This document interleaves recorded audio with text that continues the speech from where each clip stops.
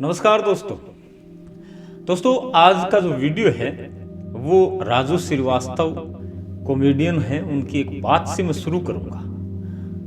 उन्होंने एक सभा के बीच एक चुटकुला सुनाया था। उस चुटकुले से आज का जो वीडियो है वो फिट बैठेगा और आप जल्दी समझ पाएंगे।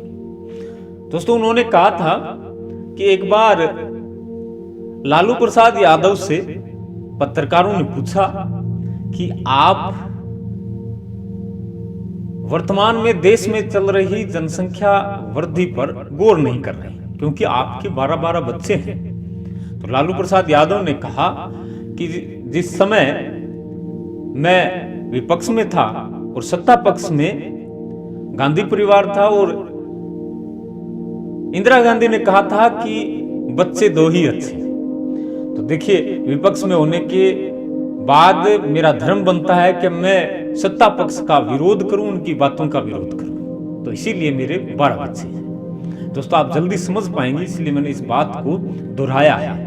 मैं बात कर रहा हूं, वर्तमान में एक आंदोलन चल रहा है दिल्ली में सांसदों के द्वारा, और दिल्ली में विपक्ष के जो सांसद हैं वो आंदोलन कर रहे हैं जी राम जी नाम की एक नई योजना की। वैसे वो नई योजना नहीं है, पुरानी है।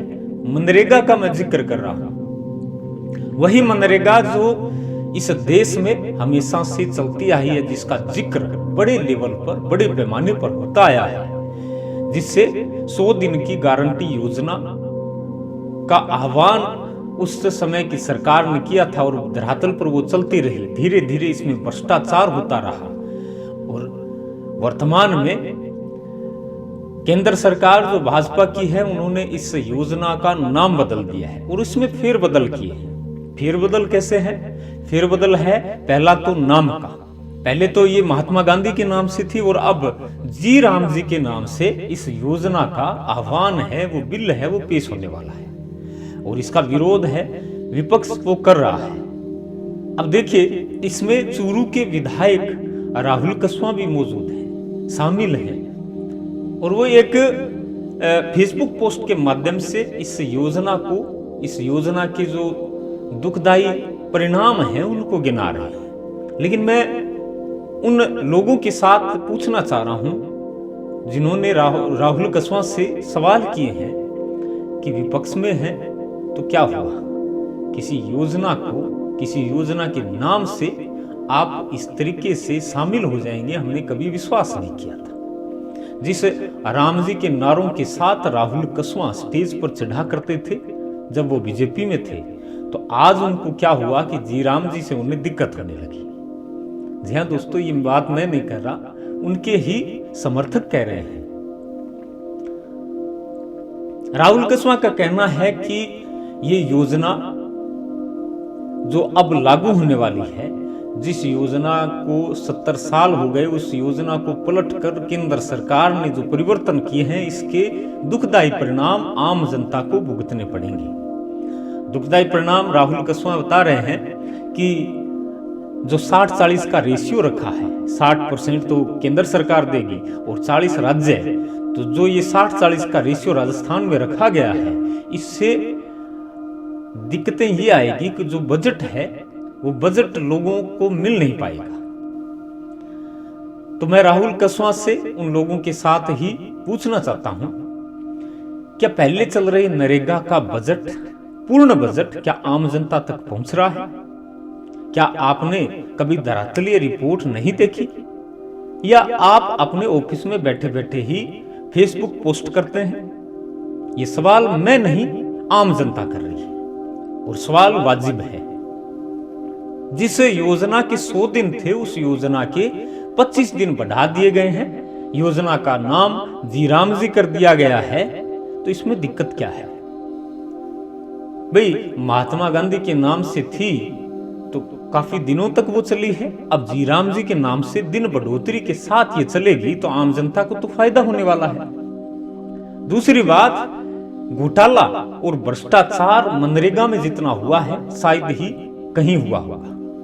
मनरेगा के नाम पर अफसरशाही तंत्र ने, उन अफसरों ने, उन पंचायती राज के उन मेंबरों ने बड़ा पैसा खाया है।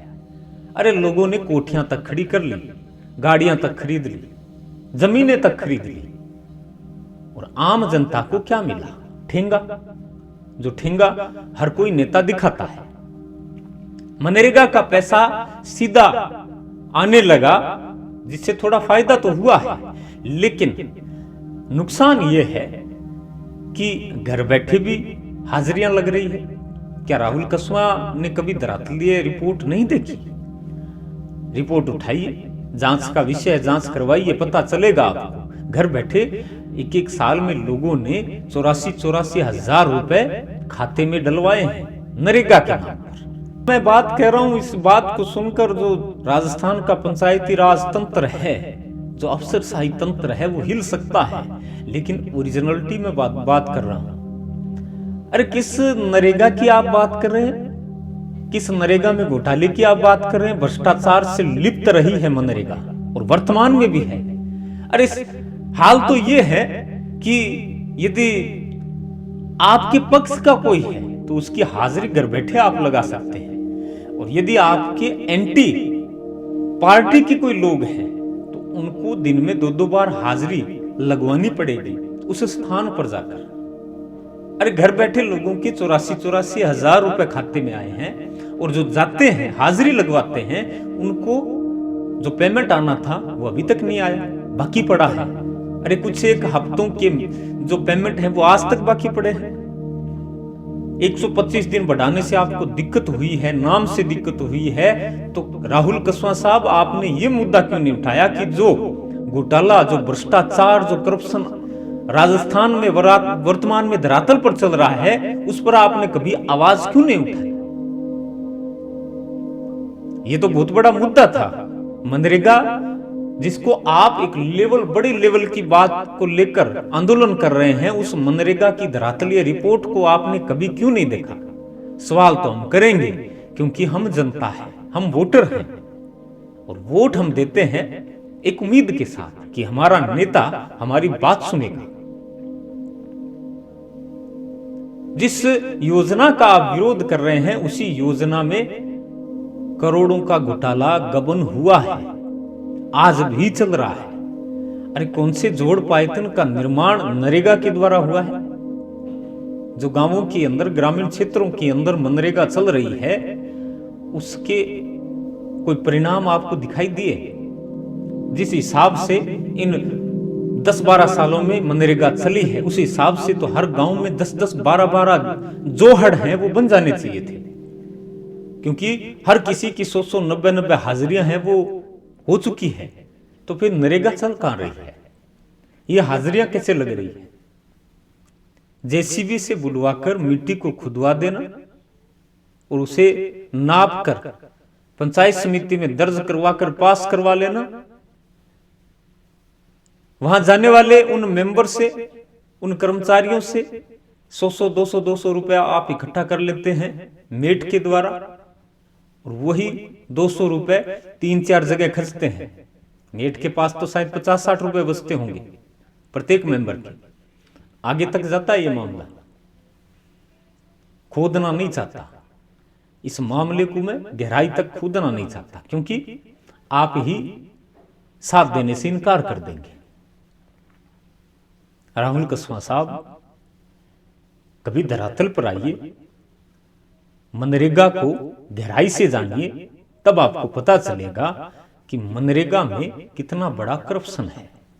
उम्मीद करता हूं कि आम जन तक आप इस वीडियो को जरूर पहुंचाएंगे। बहुत बहुत धन्यवाद। जय हिंद, राम राम।